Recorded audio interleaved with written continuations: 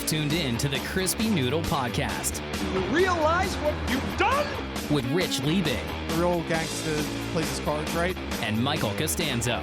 What was that you just read? Let us be the Crispy Noodle in your vegetarian salad of life and boring news. Good times, noodle salad. The point is, you now have the ability to be happy. And now, here's Rich and Mike on the Crispy Noodle Podcast. Woo! Yeah! How you guys doing? What's up, everybody? It's time for this week's episode of the Crispy Noodle Podcast. Let us be the Crispy Noodle in your vegetarian salad of life and boring news, folks. It's our job to give you interesting bits in world sports, entertainment, odd news, and whatever else we happen to stumble across. Isn't that right, Mike? That's right. We bring it to you with our unique sense of humor and wackiness. You never know what you're going to get here on the Crispy Noodle Podcast. That's right. We have a couple topics prepared just for you in the world of sports, entertainment, and odd news. We also have a little bit of a taste test we're going to do as well. Bringing it back. That's right. Bringing back the old taste test. So a lot coming your way on this week's episode. Thank you guys for joining us on another crazy episode of the Crispy Noodle Podcast. Before we get into all of the news, Mikey, my friend, how are you doing? I'm doing good. Doing good, yeah. So I guess I should start off by saying that this upcoming Friday is my brother's birthday. Yeah, Bruno, that's right. So oh, and I hit the wrong thing. That was just for Bruno. But it's your brother's birthday. It's his birthday. I remember when this is your song. Michael was a bitch, and now he's still a bitch. Mike was a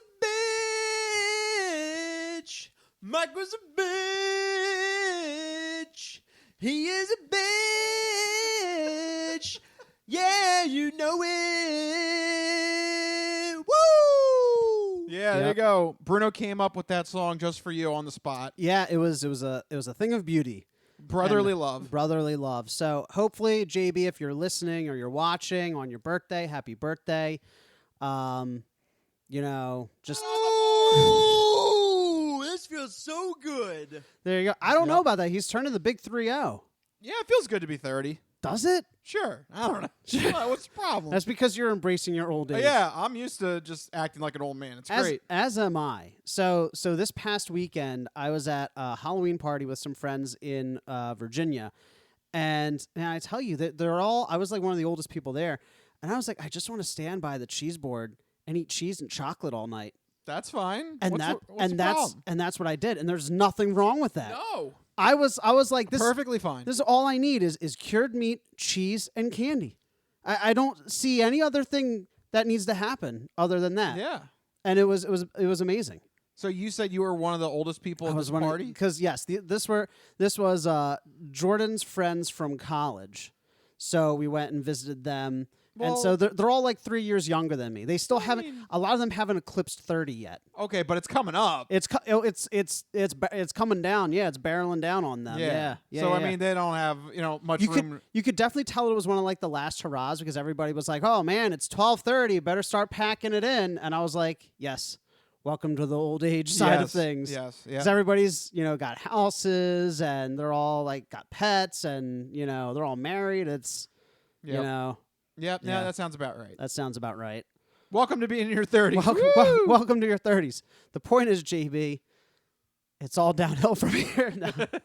No, it's just getting to the good times. But happy birthday to JB. Yep. Happy birthday, Bruno. Yeah, and I was doing stuff in Virginia for Halloween.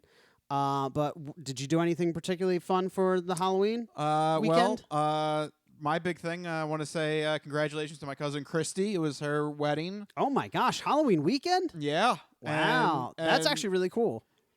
And she had just about every obstacle life could throw at her for this wedding. Oh, no.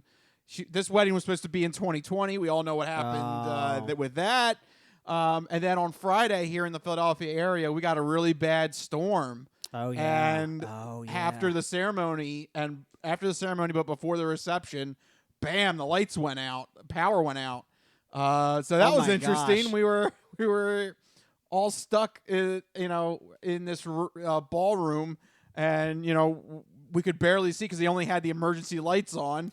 And you got to admit, though, that's kind of creepy for like a Halloween weekend wedding. If you wanted to make it a Halloween-themed wedding, that was perfect. Like, there you go. Because Yeah. it was dim and dark, and there was, It was very stormy little outside. light. It was a dark and stormy night. It literally. was for the bride, which is something you don't really hear for the bride that much. But congratulations to my cousin Christy. Yeah, congratulations. And she got married. did everyone have a good time? Yeah, so we still all had a good time. But the food was good. The drinks were flowing. The music was pumping at some point. Yeah.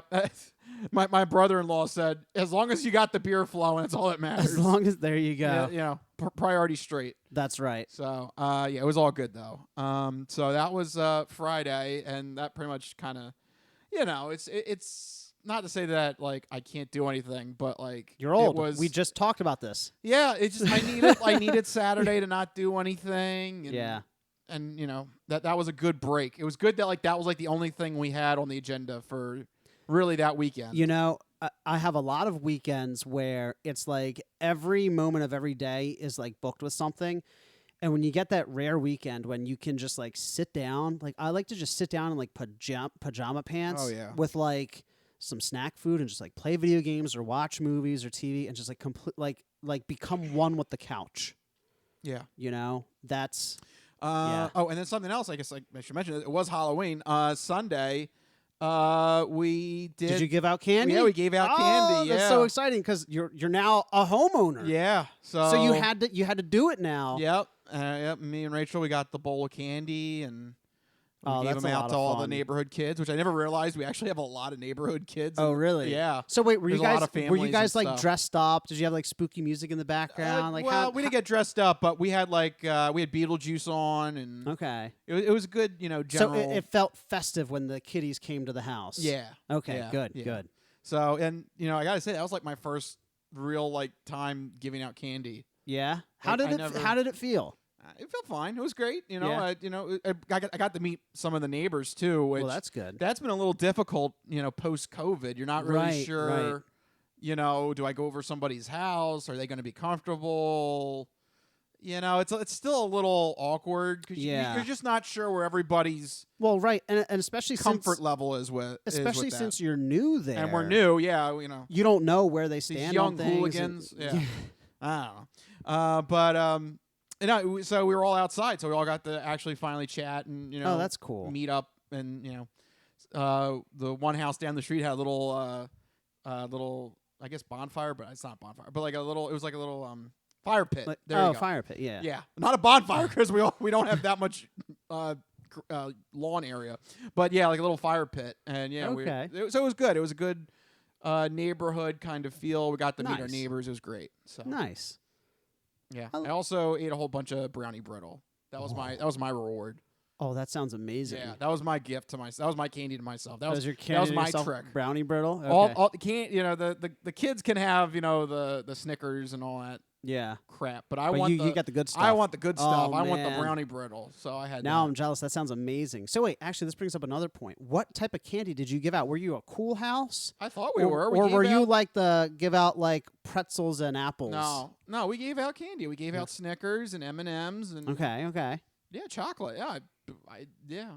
Do No, because- people mess it up? No, because sometimes, I mean, when I was a kid, there was always the one house that would give out like a pack of gum or like a bag of pretzels. I'm like, I'm not in this for gum and pretzels. I'm in this for Hershey peanut butter cups. I'm in here for full size Reese's peanut butter cups. Full size Hershey bars. I'm in it for the good stuff, man. That sounds like the house legitimately forgot they were supposed to do something for the kids, and we're just scooping around the house. I kid you not. One time, a house gave out rulers, like mini rulers. Ooh, oh boy, that's what every And I was kid like, wants. and I'm like, it's kind of fun because it's like it's something permanent, right? But at the same time, it's just a ruler. Oh, like yeah. I want candy. Now, I accompanied Jordan and her niece for her niece's first time trick or treating in her parents' neighborhood, and some of the people in their neighborhood were giving out full candy bars, like full size candy bars. Ah.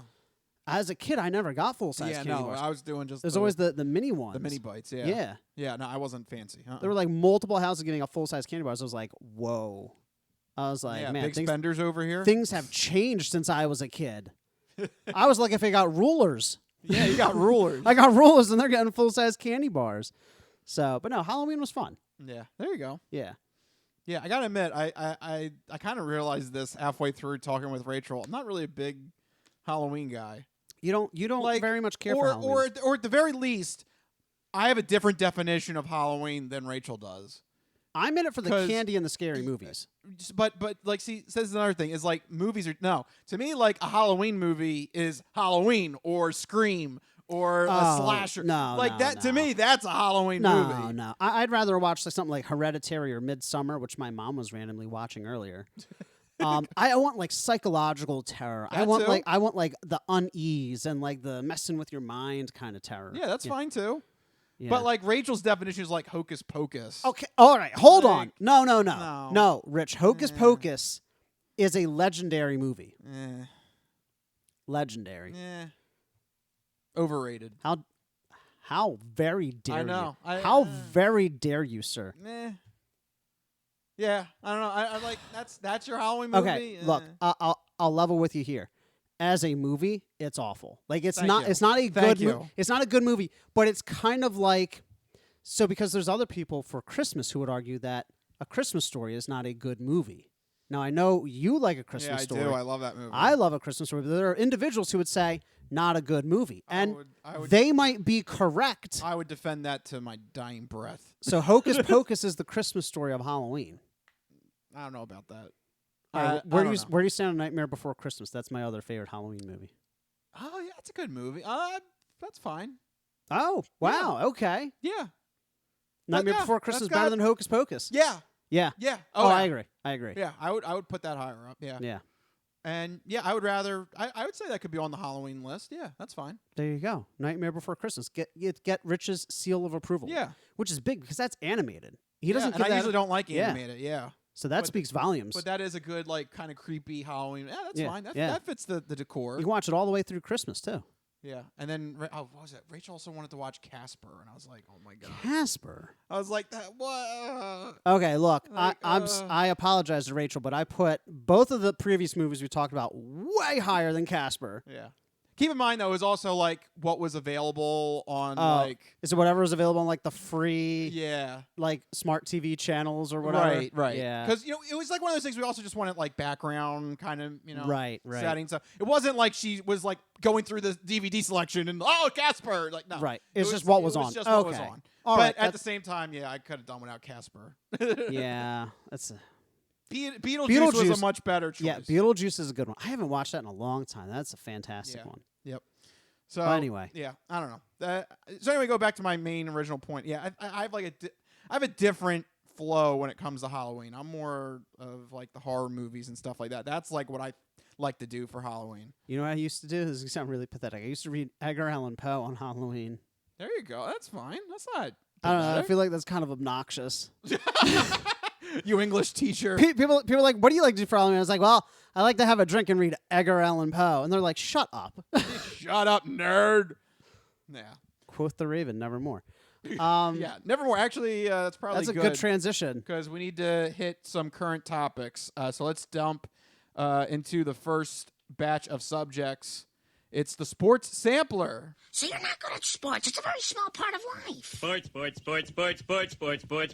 In your face! Ha ha! I think I said dump into the sports sampler.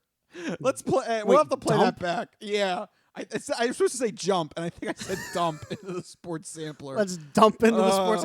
Well, there were a lot of lackluster moments in sports, and we'll get to some of them. But let's kick things off with. Why am I introing my own segment? The 2-minute drill. There you go. 2 minutes is on the clock. Are you ready, Mike? Why I am. What do you have, Mike? All right, What are you going to dump into? I'm going to dump right into some trades because there's the NFL trade deadline. And the big news, of course, is that Houston quarterback Deshaun Watson was not traded. As we all know, rumors have been swirling. There was lots of interest from several teams that were trying to make a play for Deshaun Watson, and it just didn't happen. So to me, that indicates maybe the off-the-field issues are scaring away these teams, which is not a good sign. It's either that or the Texans still want more from their trade. And I think that might be it too. They're Yeah. willing to just force Deshaun Watson to sit on the bench the entire year and get what they can in the offseason. I think this is a huge mistake because, I really want to know what teams were offering because they're going to wait and wait and wait.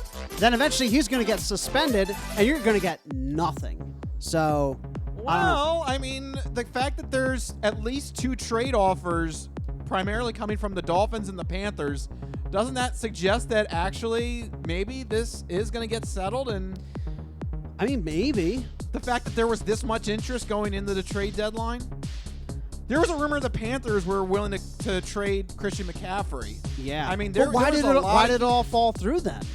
I would say the Texans probably wanted a king's ransom. They're probably looking to swing for the fences on. They're looking for 3 to 4 first-round picks and second round. They want the kid and caboodle. Man, they want the entire package. Mistakes. I think mistakes on everybody's part. But anyway, another mistake we talk about is despite the Eagles' struggles, they didn't trade away anyone. They retained all their big players. Andre Dillard was getting interest. Fletcher Cox was actively being shopped. They didn't move anybody, but we did pick up Broncos rookie cornerback Kerry Vincent Jr. with a 6th-round pick. All right, there you go. And the buzzer sounds. Yeah. There you go. I didn't even get to the big name, Von Miller. Oh, yeah, that's right.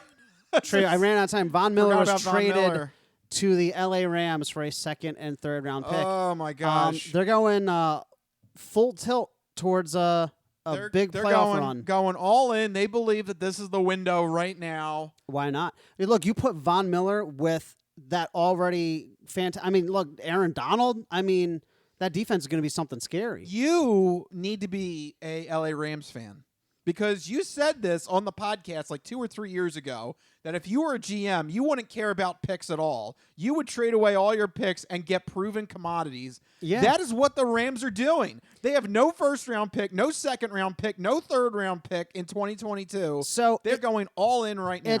I will thank you, LA. I will graciously accept the position to be a GM. But here's the thing. It's a brilliant plan if it works. if they whiff, they're going to be like the Philadelphia Eagles after they got Carson Wentz. They're going to have a couple of years of no picks to bring in any new talent, and they're going to find themselves in 3 to 4 years later kind of floundering with a lack of depth and talent. But we'll see. We'll see if it pays off. Von Miller, I think, can do really well there. And paired up with Aaron Donald on the line. I mean, it's going to be a very you got intimidating line. You got the 1-2 punch. You got Von Miller coming off the edge from the linebacker / defensive end spot. I don't even know what he plays anymore. He's kind of like a hybrid. Yeah. And you got Aaron Donald in the middle. I mean, you got that offense now, which is just amazing. Jalen Ramsey in the oh, that's right, defensive Jalen Ramsey. back, Yeah. You got all pros at every level of your defense. Yep. That is impressive. Yeah. Hey, this is it. This is their window. This is the window. They think this is their shot to cash in at the Super Bowl. Yeah. There's a lot of interesting teams. There are. It's an interesting season. Where do you want to head to next, Rich? Do we even want to talk about the Eagles this week, or do you want to get to other more important topics? We could just quickly mention the Eagles since we're on the NFC here. Because one team that's not going to be doing well this year and whose window is firmly shut, I think, is the Eagles. Even with a commanding win over the Detroit Lions, 44-6, I think it's fool's gold. Oh, yeah. I don't think anybody's looking at that score and seeing this as a revival. No, the Lions are a hapless team. Jared Goff is, I hate to say it, he's going to be on his way out in this league. He's not a starter. He's regressing so much. The Rams did the right thing by getting rid of him. Yeah. It's an ugly situation, and the Lions are going to have to maybe possibly be the first 0-17 team here, but they're going to have to go for it. I say just tank. Yeah, they're going to have to just swallow this horrible season and hopefully try and rebuild in 2022 because this season is going nowhere for them. Which again, like you said, makes this win kind of fool's gold. Doesn't really say much about the Eagles because they're such a weak team. It's not really something to write home about that they were doing well. I mean, the only thing that I thought that was very interesting was the defense was holding them to a shutout for all the way until the fourth quarter. Yeah, they almost pulled off a shutout, which that's always difficult to do no matter what team you're facing off against. I mean, that would have been cool, but there's just not much to say about this game. Yeah, because when you're dealing, like, if the Lions had been like, if they had won like 2 wins or even 1 win, the fact that they're winless, I mean, they are so bad. There's very little to take away from this that you can't immediately undo by saying, yeah, but it's the Lions. If they were had 2 wins and they were in a tough division, that's something, but that's not the case here. No. 0 wins in a relatively weak division when you think about it, outside the Packers. Yeah, right? it's nothing to write home about. Yeah. All it does is save the jobs of Howie Roseman, Right.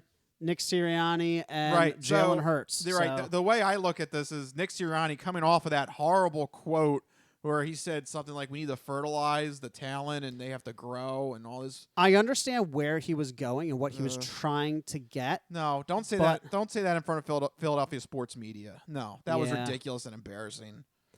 I don't necessarily hate it. I think what made it work is, let's put it this way. If the Eagles were 500 or if they were close to, trying to take control of the division, I think he would have been given a little more leeway.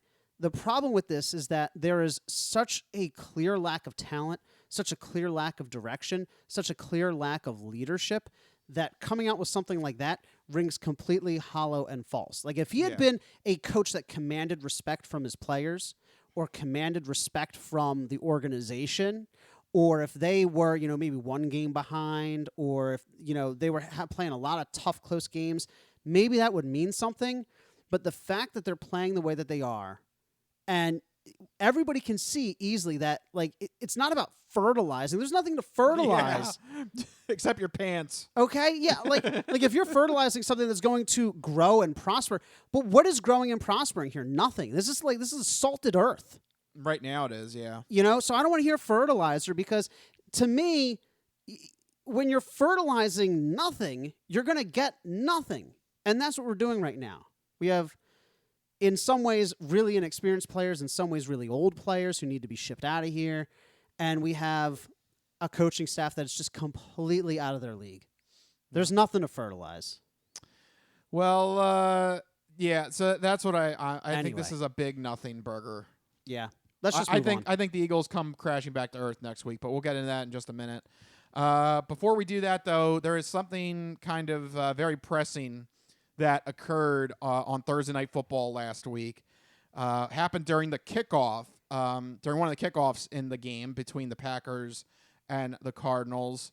A brutal hit occurred on the kickoff return. Yeah. The Arizona Cardinal attacker tackles the Packer returner right in the knees, head first, and he's just going full speed, running down the length of the field, and just crushes into this dude, and results in both players being out for the season now. The Packers player destroyed his knee, and the Cardinals player, immediate concussion, had to be rushed to the hospital on a stretcher. Couldn't get out on his own power. Rushed to the hospital. It was ugly. I mean, I watched the replay. It was bad. So basically, this is flaring up the calls again to get rid of kickoffs because when returned, they are so dangerous. Yeah. And this is an example of one of those moments because simply just they're running just full charge. The kicking team, they're running full charge. The length of the field, so they're gaining so much momentum, and then the return team, they have to stand still and then try and block, so they're kind of just sitting ducks to the other team right when they come rushing down the field. It's not a good mash of player interactions, if you will, here. No, not at all. So again, the calls are being funneled into the commissioner's office. Should there be kickoff? Should we replace it with a 4th and 15 solution? What do you think, Mike? Is there room to change the kickoffs? I definitely think there's room to change the kickoffs. It's whether or not the NFL wants to actually change them and whether they're willing to deal with the backlash. Every time you try to change something like this that's perceived as taking away the big hit, like this has been a problem in the NFL because we used to memorialize and idolize the big hit, right? And now, you hear calls from certain fans like, oh, the NFL is so weak now. They don't let them hit the quarterback. They don't let them hit wide receivers and running backs, yada, yada, yada. So anything that's perceived to be taking away the big hit potential in some NFL fans is a loss. Now, I would argue that kickoffs are currently the most boring part of a football game. Because of how they changed them, there's never really any returns. And when there are returns, it's usually like 5-10 yards. And your team ends up worse than if they just let it bounce out the back of the end zone. So I think that there is plenty of room to change the kickoffs. Now, what that looks like, there's a lot of different suggestions. The one that I know that you sent me that I think you're a big proponent of is the 4th and 15 at the 35, which I think could be kind of interesting. I think that, one, it still allows for big play potential, either the offense going for it on 4th and 15 to try and, continue, keep the ball or come back from behind, or if they have to punt it, because that would be the option, it would be go for it on 4th and 15 or punt. I think a punt return offers more opportunity for a big return, an exciting return, so you still have the big score potential. You still have the trick play potential. People are like, what about onside kicks? There's no more surprise onside kicks. So you could do a fake punt. Yep, we've seen that happen. You could do a drop kick. Yep. So there's still trick play potential. More than that, I think more importantly, and really why this is being considered, is you're protecting the safety of the players, because most of the players on a punt formation are taken up on the line, either blocking the punter or trying to block the punt. So you're not having 10 players running full tilt towards, a stationary returner. You have maybe a handful of guys running and they're being blocked immediately off the line. So they're not picking up that full steam. Yes, injuries can still happen, but injuries can happen on any play. The point is you're reducing the risk of a catastrophic injury. Yeah, like we saw on Thursday night. I mean, literally, both of those players are out for the season. Yeah. Instantly. Bam. Instantly. And that sucks for these kids to have something like that happen. And in addition to that, you can also block the punt. Yeah. It also makes punting more strategic. Punter becomes more important. The punter becomes more important. And I think because it's a punt, you have to do away with the flag where if you kick it out of bounds, the other team gets it at the 40. So it also introduces strategy. Do you try and kick it out of bounds? Do you try and drop it in a corner? Do you try and, pop it up inside the 10 and get it to try and bounce around at the 5, So I don't really see a negative in switching to that rule, other than backlash from the fan base. Yeah, no, I'm all for this rule. I especially after seeing what happened again on Thursday night, it was just such a brutal hit. And I watched it in real time too. That was the kind of the shocking part. Is like it's one thing to catch this later, like you did, and you watch the replay. Right. I was literally watching that just like Thursday night. I had nothing better on TV. I'm just kind of lounging around. Maybe I had another one of those brownie brittle chips, and I'm just kind of, and all of a sudden, bam, that thing hits, and you're just like, oh my god, like that just stopped everything. It was just like, is there, you're just, are these guys okay? It's just like, oh my god, like that was just a brutal thing to see. Yeah, it's got to stop. They got to do something because it's gonna knock out talented players at an alarming clip if this keeps up. Yeah. The thing that annoys me is that they already changed it. They made it way more boring because there's hardly ever any returns, but the injuries still happen. Yeah, because every now and then they got to return it, and then this happens. Yeah, so just get rid of it altogether. It was a half step. It was a half measure. Yeah. If we learned anything from Breaking Bad, no half measures. Yep. Exactly. I don't know what made me think of that. That's a good line. It is. Speaking of half measures and no half measures, we need to go full measure. Looking into the future, because we have to preview the upcoming slate of NFL games with the Fantastic Four picks. 4 games that we think you should keep an eye out for, and we'll make predictions on. What do you have for us, Mike? All right, first up, we got a good old Tank Fest. 2 1-7 teams are facing off against each other. The Houston Texans are traveling to Miami to face off against the Dolphins. It's funny because these 2 teams were the 2 teams involved in the most heated Deshaun Watson trade rumors. So, Rich, 1-7 Texans at 1-7 Dolphins. Deshaun Watson isn't playing for either side. No. So, who wins in Tank Fest? And also, what does winning even mean? Yeah, right. It doesn't even really mean anything. So, I'm going to go back to my Vegas roots here. Okay. The point spread on this is 6.5. Wow. Favoring the Dolphins. So, Texans get the point. if you're looking to bet this game for some godforsaken reason, I guess you go Texans, because really I feel like this is a coin flip. I mean, I know Mills, the replacement quarterback, is not as good as you would like to see on your football team, but Tua has not been doing too good this year either, and that's why the Dolphins are seriously looking into getting a new quarterback. Tua's apparently not the answer. Yeah. And even if he is going to do well in this game, I still think there are just so many question marks on the Dolphins team. I say take the team with the points. I mean, you're getting almost a touchdown with the Texans in what's essentially a coin flip with this tank fest. So if you force me to put money on this game, I would say go Texans with the points. Really? Yeah. Texans. Yeah, no, I disagree. I think I got to go Dolphins here because simply the fact But are you talking about with the points or I'm talking about just, the game? Pick who I think is going to win. Okay. No, I think the Texans can cover because I think the Texans can cover because they're both god-awful teams. I could see this being a really lackluster game. I mean, both these teams are rated in the bottom, I think, 5 or 6 teams in terms of total offense and also in terms of total defense. So you have 2 of the absolute worst teams in the league. But I think the Dolphins do edge out at home and end up winning. But to your point, maybe only by a field goal or 2. I think the Texans cover, but the Dolphins win. There you go. So there you go. Give a little bit of betting analysis and football analysis. Woo! Just barely. Next up, speaking of just barely, the Cleveland Browns are just barely staying alive in the AFC North. It is a tough division currently led by the Cincinnati Bengals, who the Browns are facing. The Browns at the Bengals. Rich, who's going to win this one?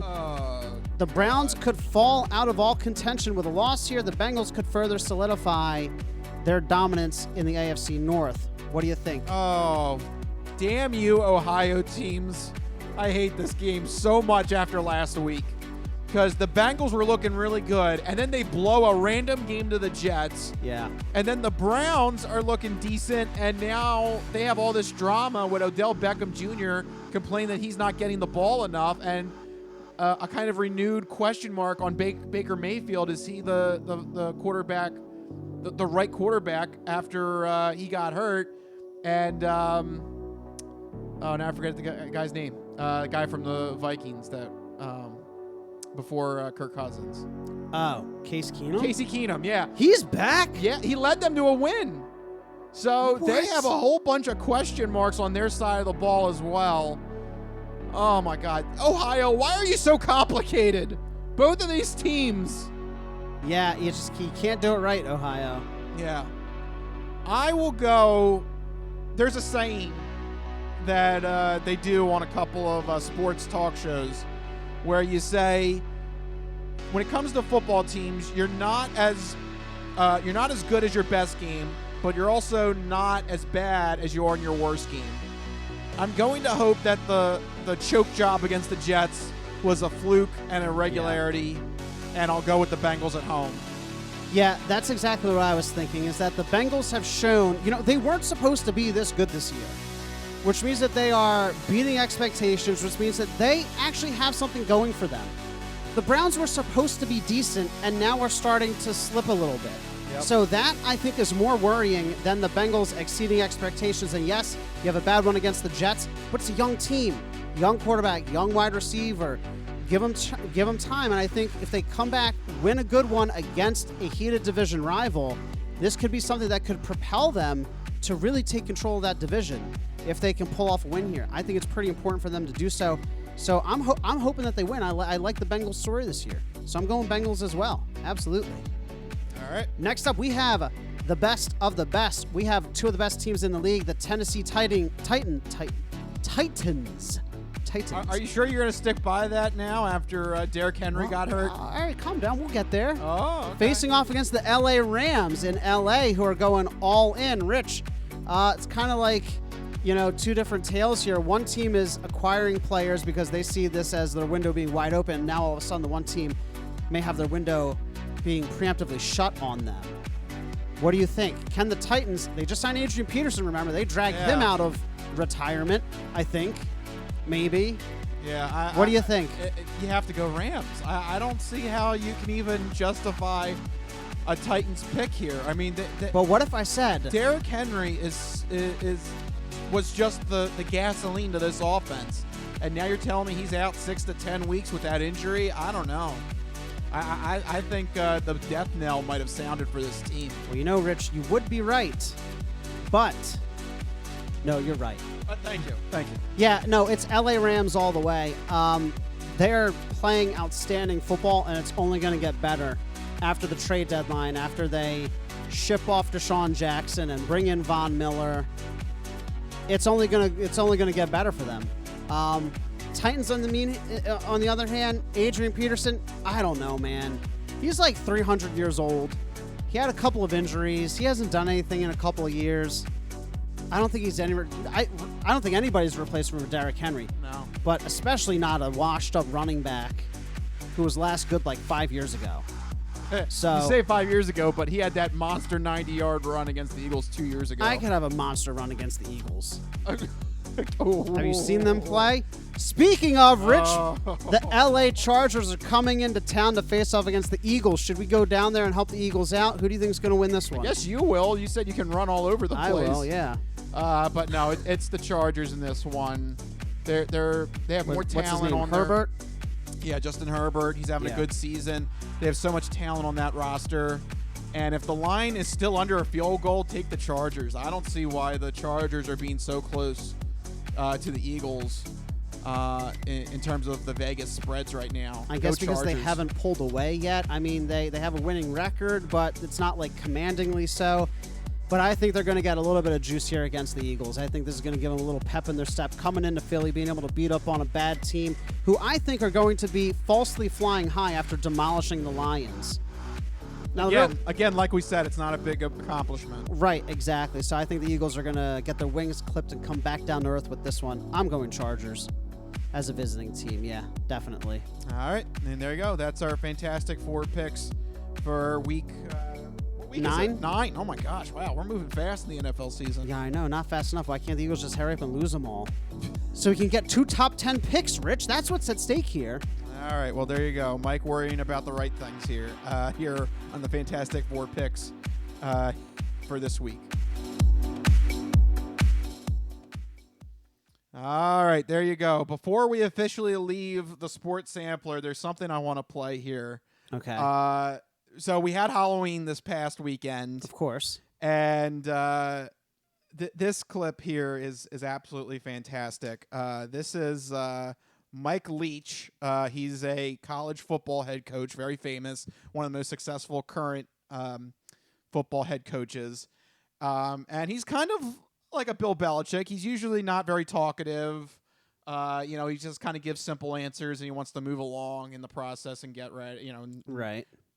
Move along about his day. Right. But because this was the game before Halloween, the reporters after the game asked him about his candy habits, his favorite candy, and suddenly he got very talkative.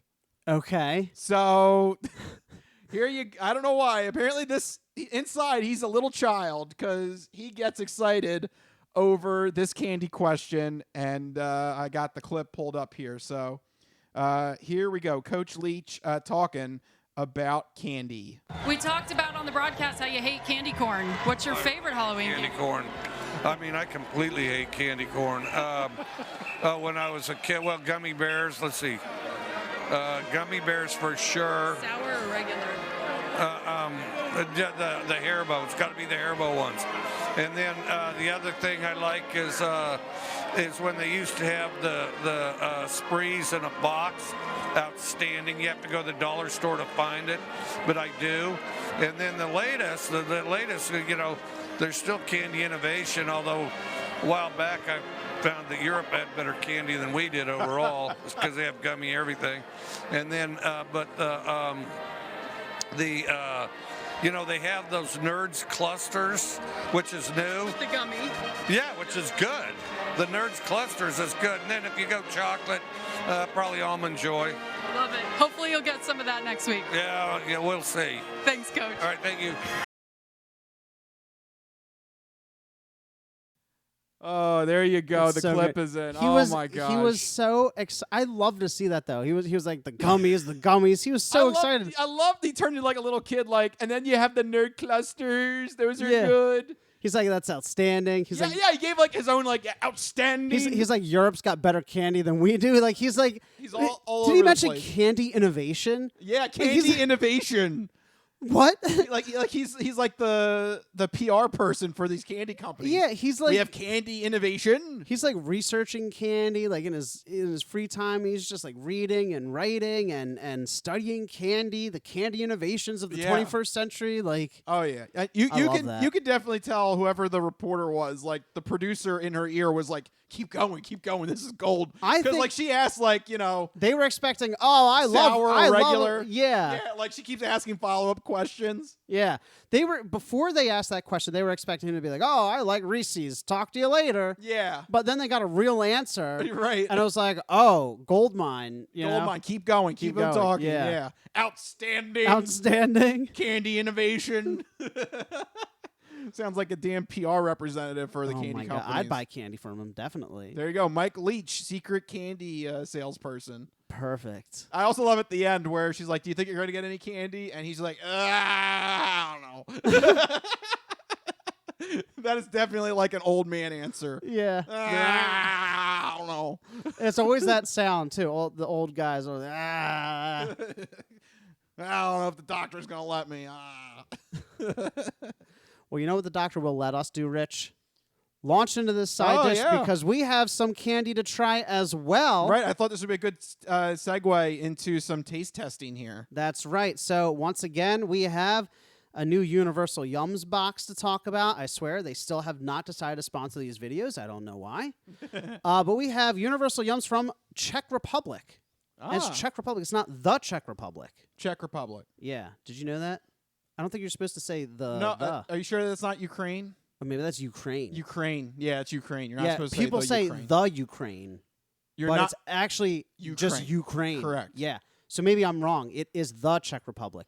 I don't know. I don't know about Czech. I just know it is for Ukraine. All I know is that I have candy here from the Czech Good. Republic. We got candy. Okay. Outstanding. Outstanding candy. So these are Candy innovation. this might be candy innovation. These are apple and cinnamon strudel gummy sticks. Hey, Coach Leach, he said Europe is better. So Well, we exactly go. right. We've got proof here. So so this is an apple and cinnamon strudel gummy stick. Okay. This yum is just what I'm Yes trying to stick. It's Yes so, stick it's is so what it's odd. what it's yes called. Stick. The Yes Stick.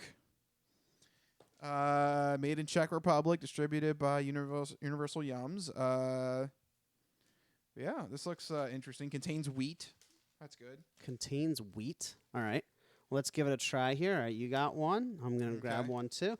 They're weird. They look like they're filled with something. Yeah, I guess that's the strudel stuff. So it's coated in cinnamon, and it's like a gummy stick coated in sugar. And it it's filled smells with like something. an apple strudel. All right, should we go in for it? I would. Yeah, I'm kind of let's do it. concerned. All right, let's do it. Yeah. All right. So yeah, go ahead. Cheers. Cheers. Cheers the apple strudel gummy. See if it's outstanding. It's a little hard to chew, but Yeah. yeah. Ooh. Okay, I'm getting it now. Yeah. Not at first, but the more you eat it, the more you can taste the apple. and the Candy cinnamon. innovation here. Yeah, that's some candy innovation right there. This is innovation. I've never had anything like this. Yeah, it does taste like apple strudel Wow. from the Czech Republic. Wow. This is the first one we've had in a while that's like actually good. Yeah. Yes. Outstanding review from Mike. No, because usually we're like, it doesn't really. It's either it doesn't really taste like anything, or Yeah. we just outright don't like it. No, but that has the properties of That's some quite apple good. strudel. At first, I wasn't getting it, and then the more you eat it, Yeah. you start to get that apple cinnamon flavor. That's probably what the thing you saw in the middle. It's probably like some sort of apple filling, and Yeah. And in terms of texture, folks who can't see or taste these, it's kind of. Have you ever had a cow tail? No. No. All right, never mind then. No, never had cowtail. Yeah, it's like weird. It's like a tough exterior, and then as you bite into it, it's like the inside is not like gooey or I had chewy. oxtail. Oxtail is delicious. Yeah.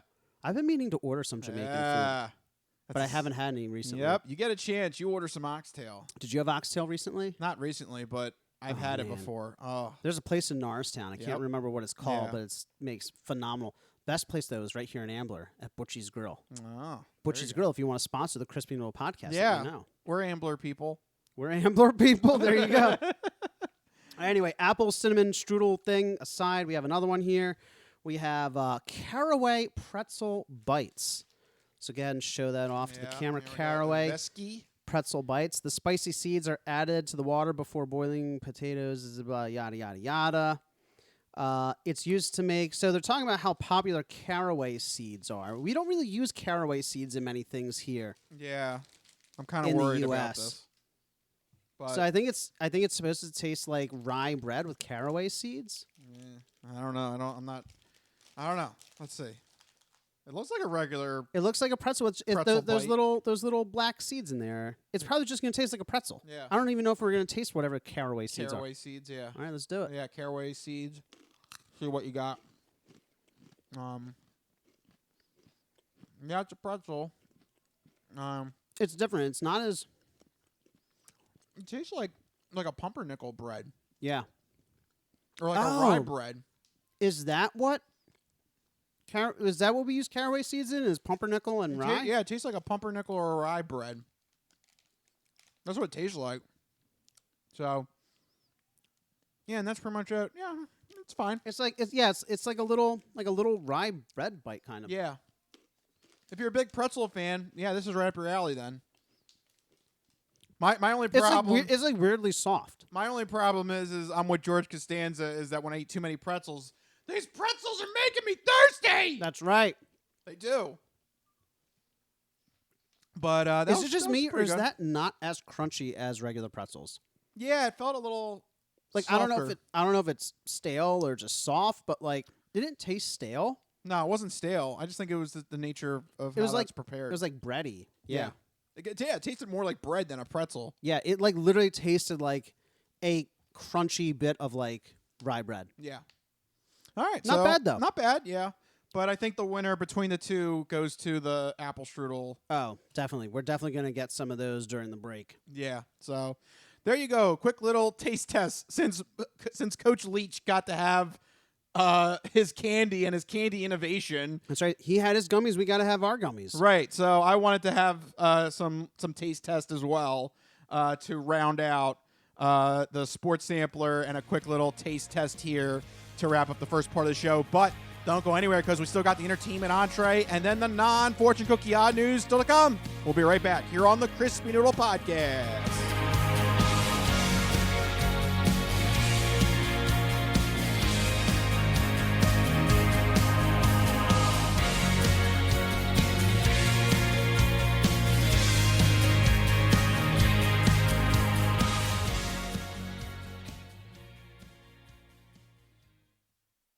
Ready for the weekend?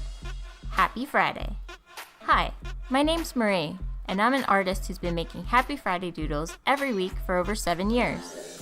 And now you can own my art collection in this Volume 1 and Volume 2 art series. These doodles span across multiple themes, yearly festivities, various countries, languages, and more. Both coffee table books have something for everyone and are the perfect conversation starter or gift for a friend. Really, anyone who enjoys a good weekend. Available on Amazon, Ingram, BookBaby, Barnes & Noble, and more.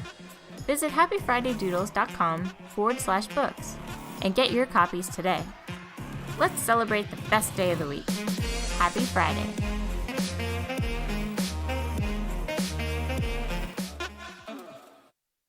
If you go to Taco Bell at 3 a.m, this is what you're going to get.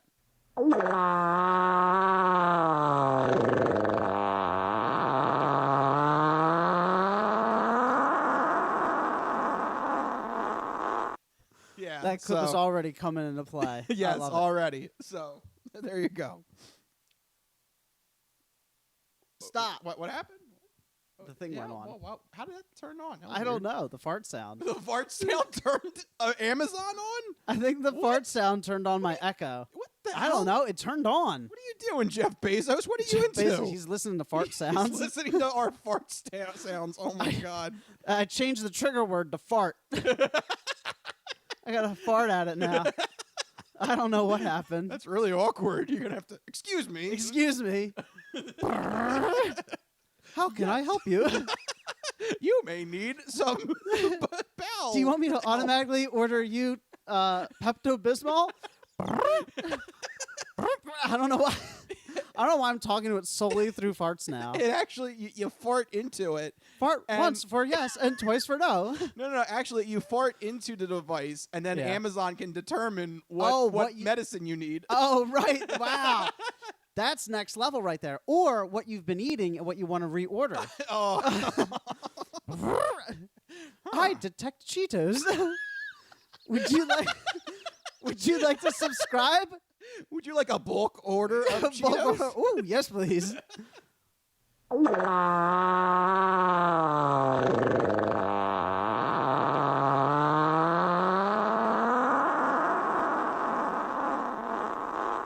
Cheetos ordered. Cheetos. That story took a turn. Yeah. Cheetos ordered. Okay. All right. There you go. The latest from Jeff Bezos and Amazon. It's amazing technology, I tell you. Yeah.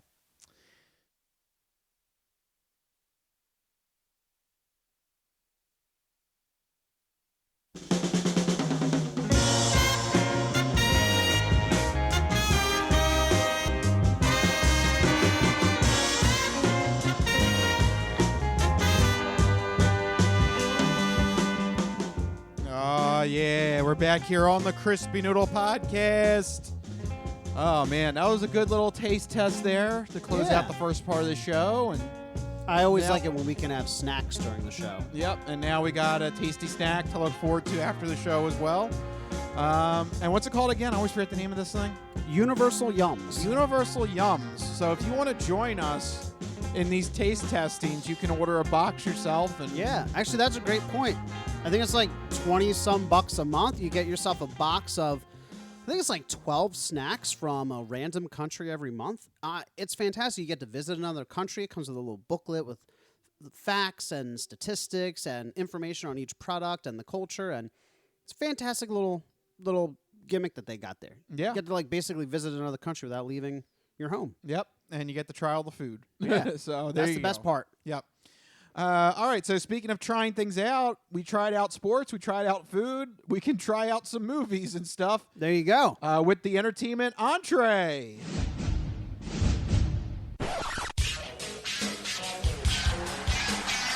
And now, the latest in movies. The Simpson guy writes to movies. Dear Die Hard, you rock. Especially when that guy was on the roof. Music. I know what that is. That's music. Video games. I'm Commander Shepard, and this is my favorite store on the Citadel. Celebrities. You really know Warren Beatty? Yes, I do. I took a leak next to him once at the Golden Globes. And more. You were the all-singing, all-dancing crap of the world. This is the entertainment entree. All right, entertainment entree time. And, let's do this. Let's do the part of the show where Mike is going to let you know what's coming up this weekend with movies, TV, video games. What you should keep an eye out for in Mike's This Week in Entertainment.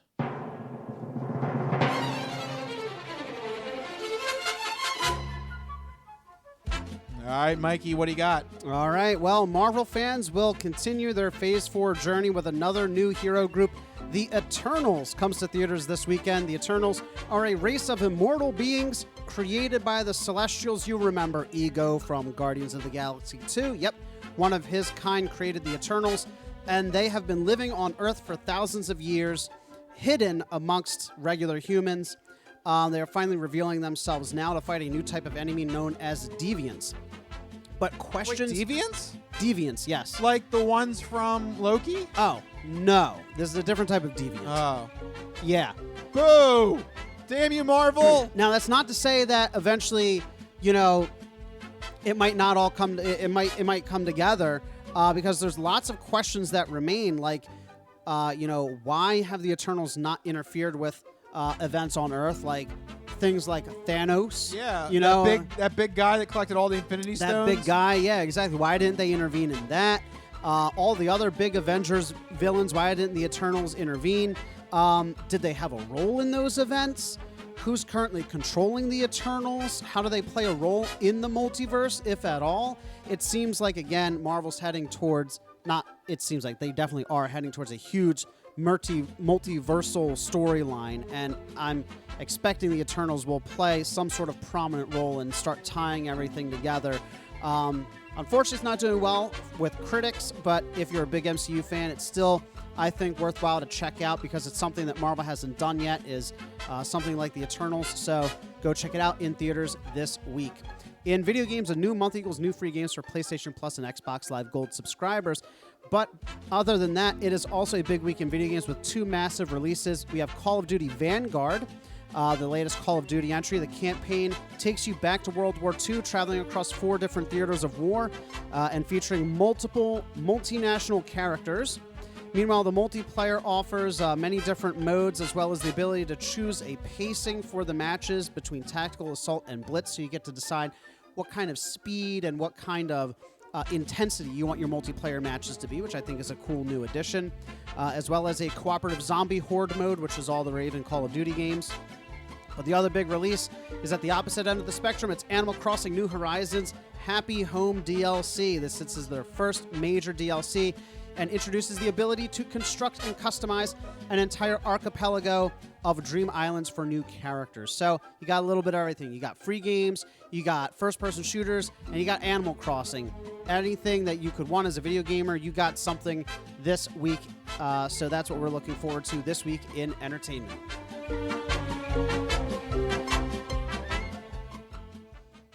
All right, Mike, thank you for this segment, This Week in Entertainment. All right, Mike, I know you've been dying to talk about this next subject here because we have a new trailer that came out. We're coming off the heels of Venom 2, the shocker that we talked about there last week with Nena. Spider-Man potentially leaving his own universe, and now we've got a new trailer out here. Morbius. This is not normally a trailer that we would talk about. No. Unfortunately, or rather fortunately for us, it seems like that Sony might be hinting at some very big things to come. Now, I'm trying not to get ahead of myself here, but the Morbius trailer just came out. Morbius, for those that don't know, is an anti-hero from the Spider-Man universe. So Morbius is a half vampire, half human, kind of a hero, kind of not a hero. He sometimes works with Spider-Man, sometimes works against Spider-Man. He featured prominently in some of the animated shows in the 90s. That's where I know him from, but he's a big character, in his own right.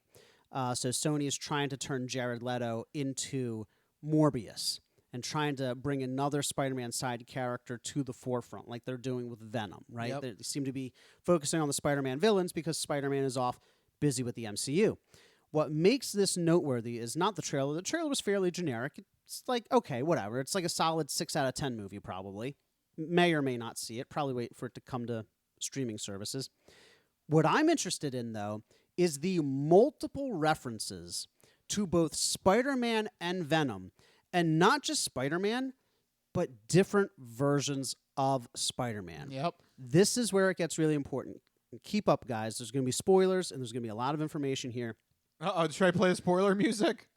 I don't know. We're going to be covering like every Spider-Man universe from Tobey Maguire onward, so maybe. Barely spoiler, but still, I get to play it. It's a spoiler! Ooh, it's a spoiler! Don't listen! Go away! So there you go. If you are dying to catch up on Spider-Man, you may want to... Well, because we might talk about things in the latest Spider-Man movies as well. Like this first item here. So the first thing that we see, one of the first references, is we see a Spider-Man mural in the background, right? And scrawled across that mural is the word murderer. Now, could be a coincidence. It could also be a reference to the MCU Spider-Man, who, as we remember, was just revealed by J. Jonah Jameson, his secret identity, and accused of murdering Mysterio. So that, to me, suggests that it could be referencing that event. Now, the actual Spider-Man in the image is the Tobey Maguire style suit. Yeah. So the poster's from the Sam Raimi. So right away, it's the Sam Raimi poster, but the word murder very prominently scrawled across it. It could be just a random coincidence, but I think to have that shot and to have that shot in a trailer would be really dumb to just kind of like randomly throw the word murder. They could have thrown anything on it, you know? Yeah. So to me, I think it might be a little intentional. Another big reveal, Oscorp Tower. Yep. In the skyline. Again, Oscorp prominently featured as the leading, or not Oscorp, but the Green Goblin, who is Norman Osborn, was the main villain of the first Sam Raimi Spider-Man movie. Green Goblin is returning in the MCU in the Spider-Man movie coming up in December. So again, interesting to show Oscorp, very prominent building in the Marvel universe, very prominent name in Spider-Man's stories. More importantly and interestingly, there's rumors online that, remember, Avengers Tower was sold in the one Avengers, or they alluded to it being sold or bought by someone, that they no longer operate out of the tower. There's a rumor that potentially, maybe, it was Norman Osborn purchasing Avengers Tower to turn into the Oscorp Tower in the MCU. So, potential rumors there. But anyway, the main point here is Osborn is featured in both the universes. Then you have the Daily Bugle, paper featuring references to both Rhino and Black Cat. Yep. Now, Yep. This is interesting because the paper version of the Daily Bugle only exists in the Tobey Maguire Spider-Man Sam Raimi, movie. Yep. But the characters it references only exist in this Andrew Garfield Spider-Man universes. Ooh, things are bleeding. Again, here's the thing. I think if you have any one of these things, maybe there's nothing there. But if you have the Raimi Spider-Man with the MCU accusation, and you have the Raimi Daily Bugle with the Garfield characters, and you have Oscorp Tower, Osborn potentially being in two different universes, and then you have this one, and this is the most damning piece of evidence. Michael Keaton appears in the trailer. You say, why Michael? Who is Michael Keaton? He plays Vulture, Adrian Toomes, in the MCU version of Spider-Man. You have way too many elements from way too many versions of Spider-Man for this to be a coincidence. Yeah. I mean, you don't just... Either that or they're just supremely stupid and they're just grabbing at everything, which I think would be really, really bad. Like, comic book and superhero fans, nerd culture in general is going to pick apart trailers like this, like we just did. Why would you intentionally, unintentionally do this if not to suggest that something is happening, right? I also love the fact Michael Keaton's only line is just like, let's keep in touch. Yeah. Like, which, I imagine if very there's going to be... suggestive, right? Right. If there's going to be a multi-universe storyline, it's going to be very difficult to do. So it's kind of like, a wink and a nod to the audience. Right. Yeah. This is really exciting. I mean, there's also multiple references to Venom in Morbius as well, but that's expected because they're both Sony properties. But the numerous references to Spider-Man and the cross-universe references to Spider-Man specifically is what's very intriguing to me. I think that whatever backroom deal Sony and Marvel struck is going to allow Spider-Man and his entire Rogues Gallery to kind of operate in both universes. Yeah. I mean, to me... They got to go all in. That would be my concern, is they cannot do this half-assed. Yeah. If they're going to do this, they need to go full ass and commit to this storyline 100% and really develop these Spider-Man villains, Spider-Man characters. I mean, you really could, your wet dream to really flesh out the Spider-Verse and have that rival the Avengers universe. Right. You really can do it. Yeah. But you got to go all in. You got to go all in. And I'm curious. Part of me is just wondering, I don't know how keen Disney and Marvel is to play ball, but I wonder if Sony was like, we can make this happen if the two of us work together, because Marvel has characters that sometimes feature in Spider-Man stories. Like Spider-Man teams up with the X-Men occasionally. Disney just got the X-Men from Fox, So is Disney willing to lend some of their heroes just as cameos or appearances in the Sony movies? Like, there's so much potential here, and I'm thinking of this in an idealistic utopian world where these movie studios are like, let's just play ball with each other and be, friends and make the biggest movie franchise ever. They could do that. Like, they're on the cusp of, we're not talking about, like the MCU is movies crossing over. We're talking about like entire universes crossing over. Yeah, entire movie universes. Yep. They said that the MCU was impossible. Nobody's going to do it. Nobody's going to watch 20-some movies. Showed them. So the impossible has already been done, and I think it's way more profitable for both studios to allow their characters to cross over than to keep them siloed off.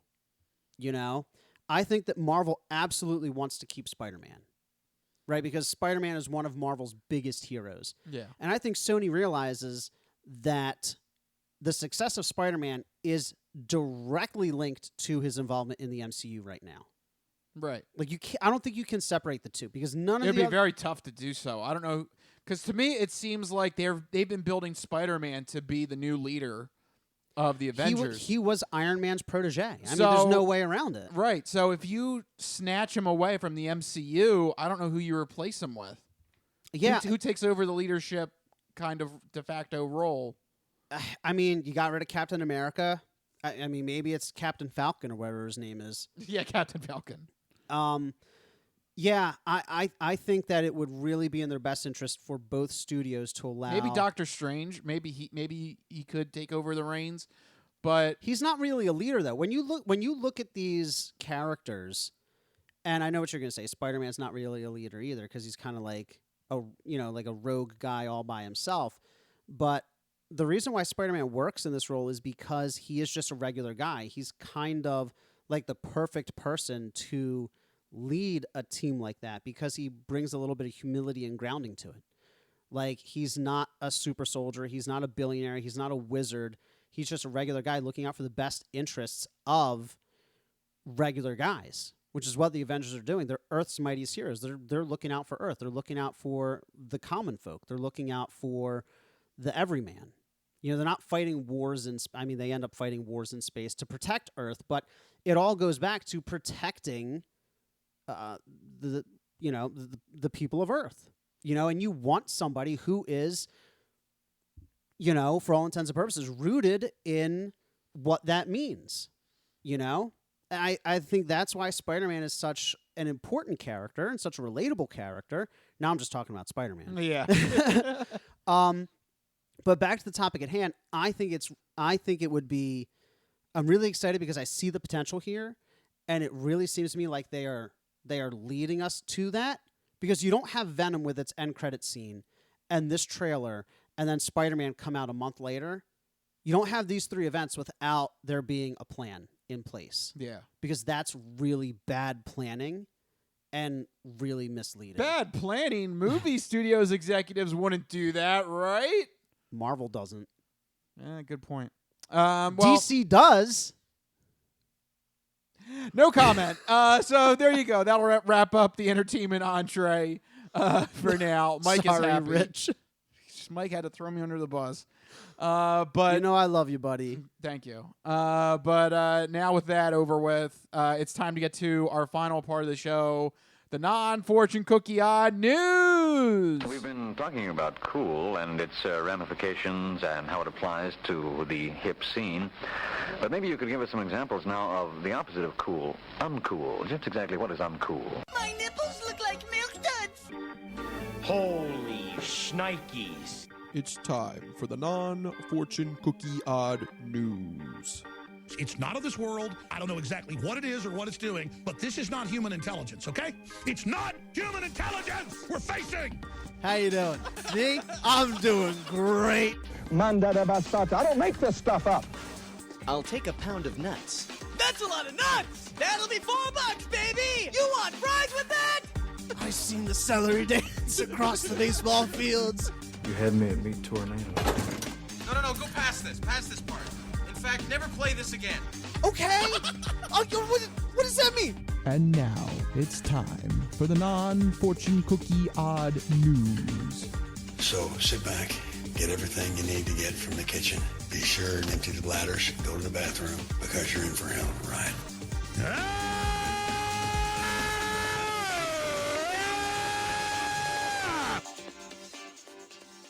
Odd news. That's right, everyone. It's time for the non-fortune cookie odd news. Here in this segment, Rich researches the news, he reads the news, and I react to the news. He finds a weird and wacky story and keeps it hidden from me, which ensures that my reactions are my genuine gut reactions to hearing this story for the very first time.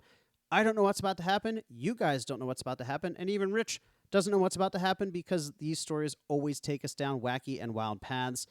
And I'm ready to get started. Rich, where are we heading to in the odd news? Do I even need to ask? Oh, you did not even need to ask on that one. It is good old Florida. Now, who is this guy in Florida? It's Florida, and they're crazy. Oh, yeah. Well, you always got to have Florida ready to go at a moment's notice here. That's right. Well, Rich, spin us a yarn. Tell us a tale. Yep. Let me make sure I get. Good. I got it loaded up here. All right. So he's got to get clips loaded up. I had to get something loaded up here. Just because this is kind of in your wheelhouse of things you would find interesting. Okay. Because a routine traffic stop on County Road 305 prompted a large law enforcement presence on Monday morning, according to the Flagler County Sheriff's Office.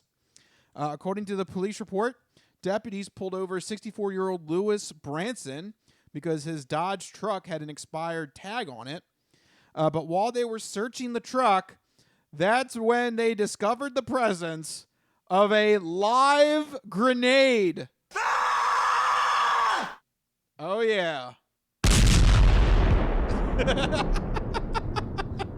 That's why you were researching explosion sounds. Yes. So, just for you, Mike. Potentially going to blow up Florida in his truck over here. Nice. So, I know you love grenade stories. Well, this guy had a live grenade just casually with him in his Dodge truck. You know, just in case. Yeah, you never know. Just why? Good question. That you're just like, I want to know, like, did he... Oh, man. So, I looked up, because I wanted to know. I wanted to get a frame of reference for where the story is taking place. I looked up County Road 305. There's literally nothing on this road, Rich. It is in the middle of nowhere. Perfect. That's the perfect area for a guy with a live grenade to go to. That sounds fine by me. It's like alarming how empty this road is. Just like that. just continuing like rolling and the bell going on. Oh yeah, there you go. Sounds like the kind of place for old Buckeye Chuck. Oh my God. Buckeye Chuck here. Buckeye Chuck, where the hell have you been? It's been years. I've been lost right here. Help me. I'm in the middle of Florida. Help me out here. Were you lost on Route 305? Is that what this road's called? I have no idea. Help me. I'm Buckeye Chuck. Oh my God, Buckeye! It's so Buckeye Chuck here. It's so nice to hear that you're still alive. I'm barely alive in here. The only thing I got with me is a Snickers bar and a live grenade. Well, a live grenade—that's pretty handy. You could go hunting for it. You could catch yourself some gators. Oh, I guess I could, but I don't know how I'd cook it because I used the grenade. I got one Snickers bar. Will that help? that might give you another day. That Snickers bar. All right. Well, send help down my way. I will contact the authorities and have them come rescue you. Okay. Please help me. I need a pork chop and poontang. Please help. What did you say? A pork chop and poontang? I need a pork chop and poontang. Please help me. I'm in the middle of backwards Florida. Help me out here. Come on now. Oh God, you do need help, Buckeye. Help me, Buckeye Chuck here. Oh my God, you played that and I was like, oh my God. That's a sound effect I haven't heard. Did you literally just rediscover that? I rediscovered that. Yeah, good old Buckeye Chuck. We haven't heard from him in forever. Yeah, Buckeye Chuck. Well, let me tell you, if there's somebody that's living on Route 305, it's definitely Buckeye Chuck. Yeah, Buckeye Chuck there. Good old Buckeye. Anyway, so the cops say that while they had pulled Mr. Branson over for an expired license. That's when they searched the vehicle and found what appeared to be a hand grenade. Lovely. Yep. Branson admitted that he had originally found it when he cleaned out a veteran's home, found the grenade, thought it was cool, quote unquote, and decided to keep it. When asked whether it was real or a prop, he simply said, "I don't know." Oh my God. So, okay, I don't know. I can kind of sympathize with this guy because it is cool to find something like that, but you gotta research, like, is that real or not? You can't just drive around with a potential explosive device in your car. And I know who it's coming from because I backtraced it. You gotta backtrace it. You gotta backtrace it. You gotta find out whether or not that's real or fake. This is what I want to know. So he finds this grenade in this veteran's house, which I don't buy his story because I just don't, because he's from Florida. Okay. So right there, right off the bat, I don't trust him.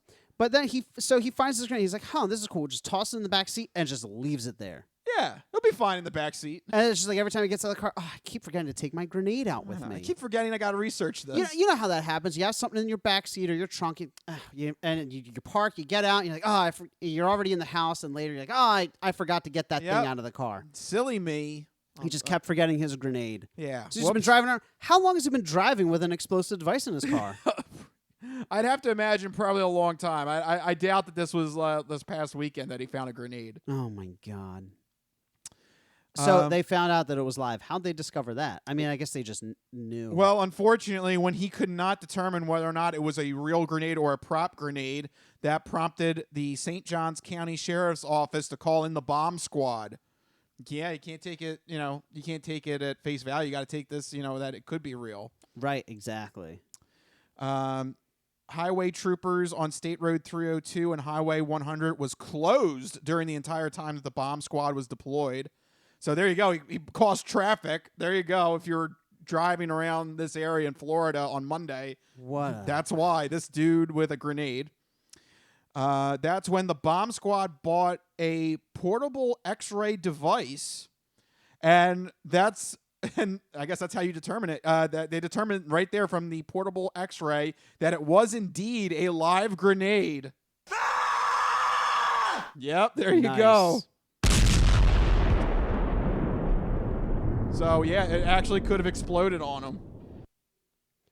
He was just casually driving around. With a live grenade. With a live grenade in his vehicle. Yep. The bomb squad then carefully removed it from the truck and safely detonated at a nearby bomb facility. Okay, I want to learn more. Do we have bomb facilities? Like, is that like a thing states have? In Pennsylvania? I'm just curious because it just says in the police report, grenade was removed and detonated safely at a nearby bomb facility.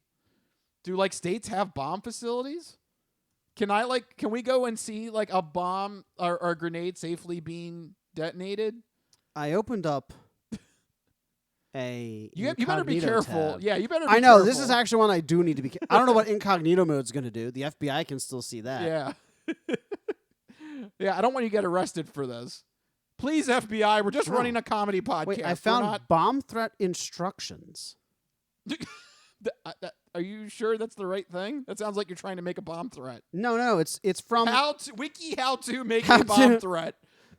Step 1: threaten people with bomb. No, so this is the Commonwealth of Pennsylvania. So it's a PA.gov thing, and this is it's a PDF of bomb threat instructions. Oh, this is interesting. What is this? In the event you receive a bomb threat at your work location, it is imperative for your safety and the safety of others that your local law enforcement be contacted immediately. And so they give you this PDF that you can print out and put by your phone. You're supposed to put it by your phone? This is important. This is what the questions you ask to report a bomb threat. So here, let me explain. So first they say, say you get a call at your work and it's a bomb threat. These are the questions to ask. Where's the bomb right now? When is it going to explode? What does it look like? What kind of bomb is it? Did you place the bomb? Why? What is your address? What is your name? Any names of persons, agencies, or offices. Do not hang up the phone, it says. Get the exact wording of the threat. You got to get, for some reason, the sex of the caller and the race, the length of the call, the age, for some reason. So this is like a printable how-to? This is a printable how-to about how to deal with a bomb threat. I'm kind of a little scared that there's professions where they need to have this printed out next to your phone. This is interesting because now they ask about the caller's voice, and you check off boxes: calm, angry, rapid, loud, laughter, crying, Laughter? I mean, if you're the Joker, yeah. Basically a Joker. Clearing throat, deep I'm breathing. planting bombs throughout Gotham. Yeah, you can lisp, cracking voice, and then is the voice familiar? Do you know it? Yeah. Yeah, do you know? Then background noises, street noises, crockery, voices. Excuse me. I'm cooking dinner while I'm making this bomb threat. Factory machinery, animal noises, clear, static, local, long distance, booth. What does booth mean? Like a phone booth? Yeah, phone booth. What yeah, we decade is this from? Yeah, we haven't had them in 25 years. So if they're calling from a booth, you know it's a threat made 25 years ago. Then they have the threat language. Is it well-spoken / educated? Ooh. Foul? Educated? Irrational? Incoherent? You bitch, you put me down as irrational. I'm supposed to be educated. I was about... This is fantastic. This is so weird. And this is recent. This is July 2016, Rich. That actually does sound like something the Joker would be upset about. Not that he's actually threatening people's lives. But they put down his voice. Put down, yeah, you put down that he's not educated enough. And, like, he kills you because of that. You should have put me as educated. You should know better, yeah.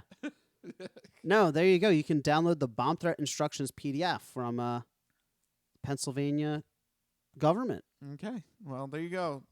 What a rabbit hole.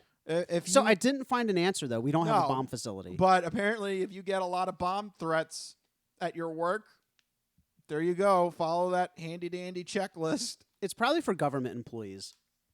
I would hope so. I can't imagine what private sector gets a whole lot of bomb threats. Somebody's just, like, working at, like, the local pizza place or, like, Wawa. And they like answer the phone. They're like, "Hello," and they're like, "I'm gonna blow you up." It's like, "Oh man." Hold on, let me get the checklist. Let me get the check. Like, hold on, I gotta find this stupid checklist. Can you hold for like 5 seconds? Like, I gotta get this all right, stupid let's see. checklist. Lettuce, tomato, onion. No, wait, that's the wrong checklist. Oh God. Look, I'm already working a double. Can you give me a minute here? I gotta find this stupid checklist. The bomb threat guy's like, "All right, just hurry up. I got people to see, places to blow up. Come on, clock's ticking, literally. Yeah, time is money." Yep. Anyway, to go back to the story here, I have a picture of lovely. Yeah, who's this guy Louis just Branson driving around with a bomb. And we have the live and a picture too. of the grenade. Yeah. There you go. We got Yes, that's what a grenade looks like. we got the perpetrator here. Kind of looks like a weird... That man looks like someone who did not find that grenade but purchased that grenade. He looks like a weird, like, Gary Busey or something, doesn't he? Yes. Yeah. I love you very much. I'm going to come see you one day, whether you like it or not. It's great to be alive! Celebrate it! This man... Celebrate it! We're going to explode some... Celebrate, I'm going to blow you up. We're gonna celebrate it with grenades. It's great to be alive! Celebrate it! Yeah, there you go. This man looks, I'm going to describe this for the audio listeners. He looks crazed, right? So he's not like looking directly at the camera. I had a dog named Chili. He looks like somebody who would name a dog Chili. Yeah, he looks like Gary Busey naming his dog Chili. I had a dog named Chili. So imagine Gary Busey, but very gaunt. His eyes are sunken. His hair is just wild. Yeah. Right? Like kind of like puffed out. And like he's kind of like looking down. His eyes are like very dark. It's kind of creepy. The word fear, F-E-A-R, that stands for false evidence appearing real. No, there this is real evidence, real evidence that he has a grenade. This is real evidence over here. So this is not fear. This is, I don't know what the acronym would be, but it'd be something. And there are 360 ways to see an elephant. If you put an elephant in the center of a circle and go around that circle 1 degree at a time, you will see that same elephant in 360 different perspectives. Or a grenade. You can replace elephant with a grenade there. So, yeah. Bargain bin Gary Busey there, trying to take a live grenade and bomb Florida here. Lovely. Okay, so let me get to the finale of the story here. So Branson was arrested. He faces charges of driving with an expired license. That's it for now, but the sheriff's office needs to conclude their investigation before they come up with the official final charge for the live grenade. So at least I'm glad they at least clarified that they're still continuing the investigation. Yeah. I guess they have to like kind of figure out where exactly he got the grenade from. Does his story hold up that he got it from a veteran's house? And also they shouldn't, you know, just don't have a grenade. No, you're Mr. Grenade. You should. As somebody who has a grenade, but mine is clearly not real because it is literally hollow. Yeah. Okay? It's heavy, but it's hollow. Like, don't pick up a grenade that like is heavy and solid and is not hollowed out because it could be a live grenade. But it's cool.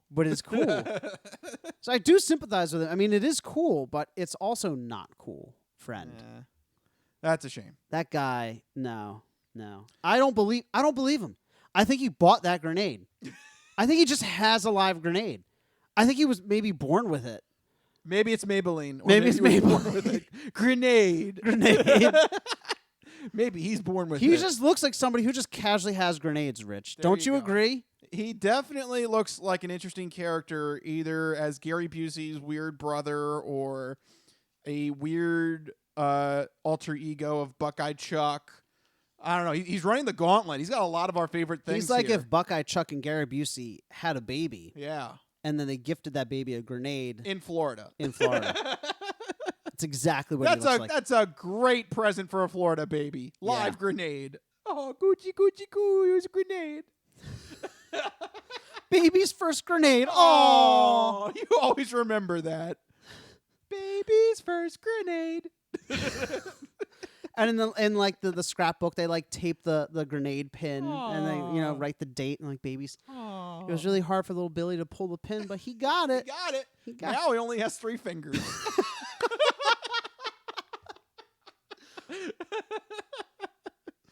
Oh my God. Oh, poor Billy. Poor Billy. So there you go. That's what I have for you this week in the non-fortune cookie odd news. Man, Florida, I don't know how you guys are staying alive down there. You got people, I really don't. You got areas that are just unclaimed apparently in the middle of nowhere that probably Buckeye Chuck has been living in the last 4 years. Stuck in the swamp. You've got guys just driving casually with an explosive device. No big deal. And you possibly have Gary Busey's stepbrother somewhere in there as well. They have a bomb facility. And you have a bomb facility. Which I didn't think or know was... I mean, I guess you have to detonate bombs somewhere. Yeah. But, like, where? I don't know. I want to find... Is there one in Pennsylvania? Somebody let me know. I don't know. Is there a bomb facility? A bomb detonating facility. There has to be. I'm afraid to search for it. Yeah. We don't want to go to jail. No. But let us know if you know. Anybody know? I don't know. I don't know why you would know. What are you guys doing? Yeah. We do have some interesting listeners. Maybe one of them knows. Maybe. Let's quit digging that hole, Rich. Yeah, we got to start. We got to start climbing out of the hole and start wrapping up this episode of the Crispy Noodle Podcast. It's been a wild ride. Thank you guys for tuning in on another crazy episode of the Crispy Noodle Podcast. If you like what you heard, make sure you go to our website, thecrispynoodle.com. Make sure you follow us on all the social media, Hubbabaloo, Facebook, Twitter, Instagram. I just realized they're going to change the name of Facebook to Meta. We're going to have to say Meta soon. No. I hope not. Yeah, because that sounds... No, I mean, I won't. That sounds even more stupid. What is Meta? Yeah, I don't know. No, really, what is it? It's going to be the new Facebook name. I don't know. Meta. I'm upset about this. Yeah. But anyway, that's down the line. We don't know what to tell you.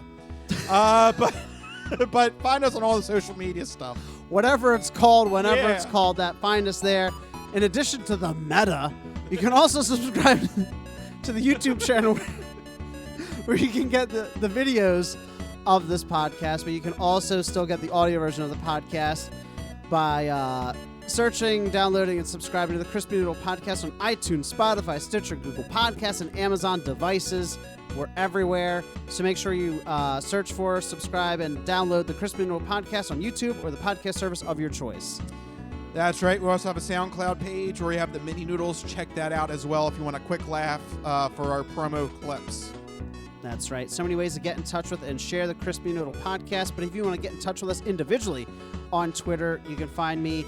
I'm at Mikey Costanzo, MikeyCostanzo. And I'm at Rich Liebig, RichLiebig. Find us on the Twitters. Let me know. I want to know if there's a bomb detonating facility or something. We should go if there is. I don't know. We should go. Yeah, I want to watch a bomb go off safely. I don't think we're allowed to go there. Why not? You can't just roll up and be like, hey, can we watch you guys blow up bombs? Why not? There's a guy. They would instantly arrest us. There's a guy in Florida bringing live grenades. Like, at least we're not that guy. They would instantly arrest us. You can't just roll up to a facility like that. All right, well, we'll make an appointment. We'll figure that out. But let us know. They have timed entry. Yeah, let us know if that's a thing. If you do, tweet at me, and we'll go from there. But we got to start wrapping this up. This has been the Crispy Noodle Podcast. Let us be the Crispy Noodle in your vegetarian salad of life and boring news. That will do it. We'll see you guys next week. See you guys. Later. Bye-bye, all you fine peoples.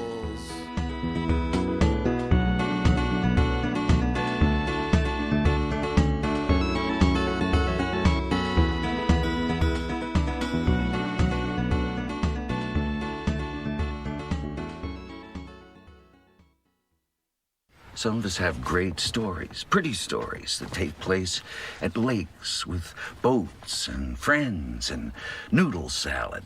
A lot of people, that's their story. Good times, noodle salad.